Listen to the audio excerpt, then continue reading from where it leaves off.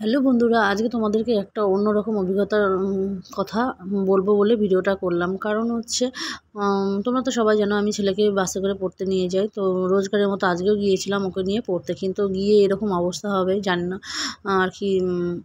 পড়তে নিয়ে যাওয়ার সময় ও তো বাসে যায়, এবার প্রত্যেকদিনের মতো বাসে চড়েছিলাম।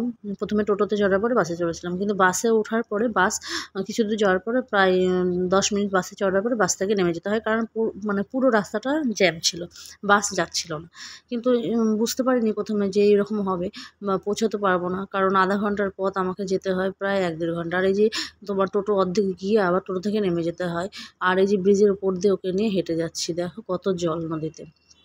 সে যাই হোক, কিন্তু এইরকম হয়রানি যে কেন সাধারণ মানুষে করছে বুঝতে পারছি না। প্রত্যেকদিন একই ঘটনাই ঘটে। টিউশন থেকে যখন বাড়ি ফিরি বাস স্ট্যান্ডে দাঁড়ায়, তখন বাসগুলোকে কেন জানি না ওরা আর কি দাঁড়াতে দেয় না। আর এইভাবে ছেলেকে নিয়ে যাচ্ছে, ছেলে তো পুরো খেপে গেছে, কারণ স্কুল থেকে আসার পরে এইভাবে হাঁটা ওর পক্ষে খুব মুশকিল। তারপরে যাই হোক করে একটা টোটো পেয়ে গেলাম, সেই টোটোতে উঠলাম। সেই টোটোতে ওঠার পরেও কোনো নিস্তার নেই, সোজা একদম যেখানে আমি চৌমাথা মোড় দিয়ে যাবো সেখান থেকে আমার টোটো ঘুরিয়ে একদম বাস স্ট্যান্ড পার করিয়ে দিল। কেন কেন দিল, কিসের জন্য দিল, এইভাবে কেন করছে জানি না। টোটোওয়ালাকে জিজ্ঞেস করলো, টোটোওয়ালাও কিছু বলতে পারছে না। আর ওরা কী করবে, ওদেরকে তো যেভাবে চালাচ্ছে প্রশাসন ওরা সেভাবেই চলছে, কিন্তু সাধারণ মানুষের ফলে খুব নাজেহাল হচ্ছে। জানি না প্রত্যেক দিন এরকম কেন করছে জানি না।